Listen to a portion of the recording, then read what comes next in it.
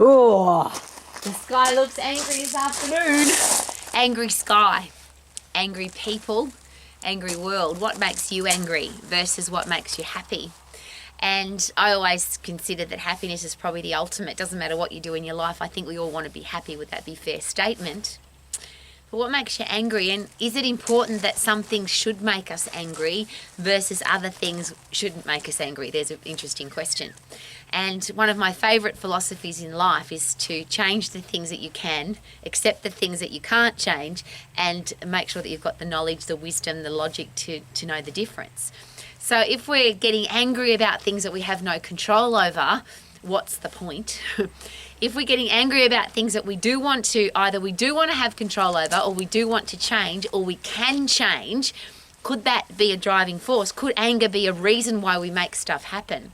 So for example, one of the things that makes me angry, and it's very, I don't throw things and yell and scream, but I get this feeling inside my body of anger, complete anger, when I see people put rubbish into the beautiful countryside. I live in New Zealand.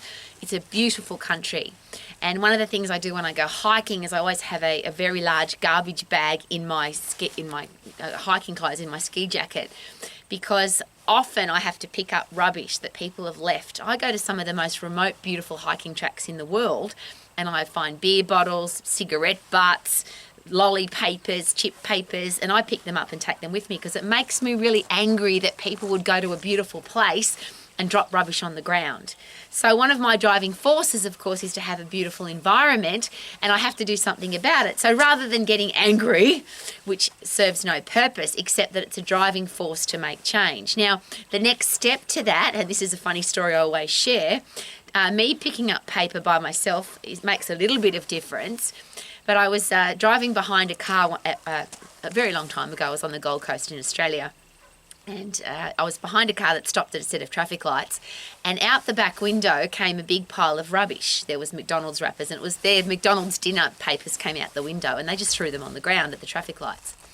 Well, I got out of my car, picked up the rubbish, knocked on the window and put the papers back in the car and said, this is not an appropriate behaviour.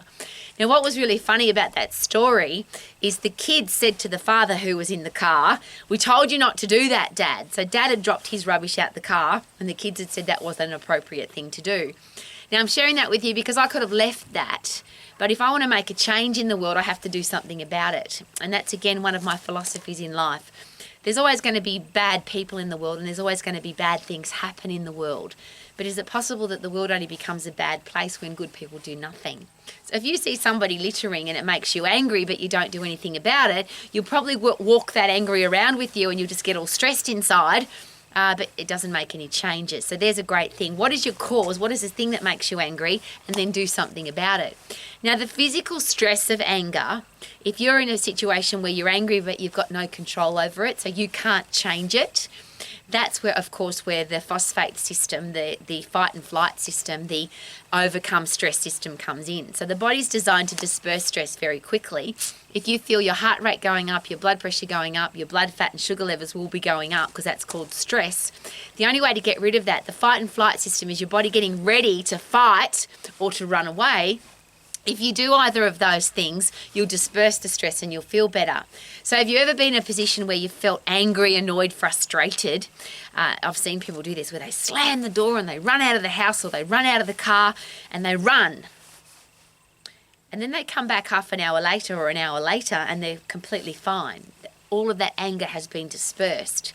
Here's a great question. Can you have a logical conversation with somebody? Can you dispute something, argue something, overcome a challenge, resolve a problem when you've got two people angry with each other? If you've got two people yelling, whatever happens that makes a difference. Usually it's just two people yelling at each other and somebody swears and walks off. It's not until they come back after they've gone for a run or a really fast walk or they've dispersed their anger that a logical conversation can happen. So I think anger is an awesome thing. How about you? I think we need to get angry about some things.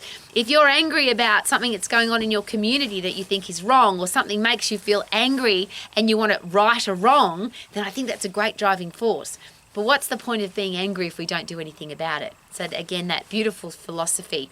Accept the things that you can't change. So if you can't change it and you feel angry, go punch a bag, go sprint, 10 seconds of high intense activity and you'll disperse the stress.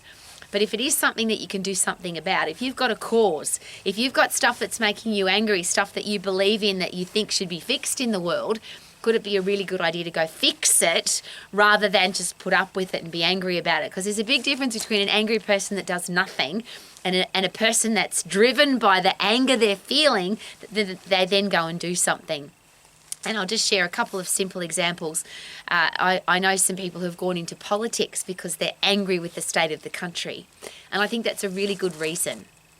One of my big questions about why would you become a politician, should the only answer be that you love your country and you want to make your country a better place? So a lot of people whinge, moan and complain about the state of the country, and they can whinge, moan and complain about the government, but that's all they do. They just get angry about the government and they get stressed and end up being sick and bitter and twisted themselves, but they don't do anything about it. So I've got some people in my life, that's the reason they've gone into politics, because they realise that they can't make a difference unless they go into the place where a difference can be made. And that's probably the logical part of that. What's the point of being angry about something that you have no control over? If you do have control over it or you can make a difference, why not go do that? Another interesting example, I have parents who get really angry because there's overweight children, or there's kids that are really unfit, or we've dropped sport in school and they get into a group and they get really angry. Well, my question is always this: what are you going to do about it? If there's a lot of unfit kids, there's a lot of overweight kids, there's a lot of kids that are totally inactive, and we've got children now with osteoporosis, type 2 diabetes, coronary heart disease. They're heading towards a very unhealthy life. But yelling about it, screaming about it, getting angry about it may not make a single bit of difference unless you do something about it.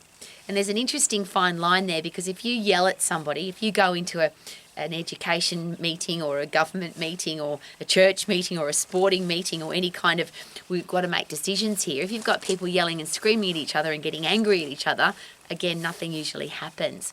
So if somebody's yelling at you, it might be a really good idea to say, look, we're here for the right reasons. We want to make a difference. We want to make change.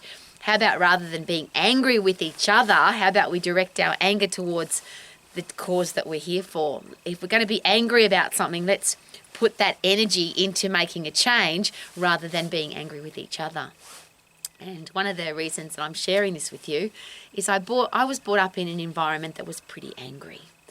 And I lived my life as a little kid thinking I never want to be an adult like this. If I'm going to be angry about something, I'm going to do something about it. I'm not going to just be angry and yell and scream. So if you are an adult, if you are a parent, a teacher, a coach, a boss or a leader, now we all get to choose what we do, and we can be bloody angry if we want and we yell and scream if we want. But do we need to accept the consequences of that? One is that our kids will see us being angry and they'll think that it's normal to yell and scream.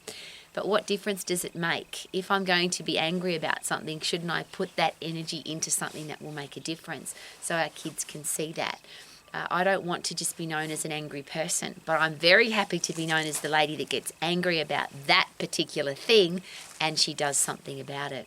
So whatever your driving force, whatever your passion is, whatever your cause is, and if it's making you angry, could that be something, an emotion that you use to make a result, to get an outcome, rather than just be an angry person? And yes, please think about our kids. If we want our future adults to live their life to the max, could it be a really good idea that they stand for something, believe in something, fight for what they believe in, and if it makes them angry, that drives them to do something about it? Could that be a really great living example? If you're going to live your life to the max, why not live it to the super max? That's what I always ask every day. So you can sing like I do. I feel good, na na na na na na na. I knew that I would now. Look at that angry sky. I think it's going to be raining on us. Free water out of the sky. Woohoo!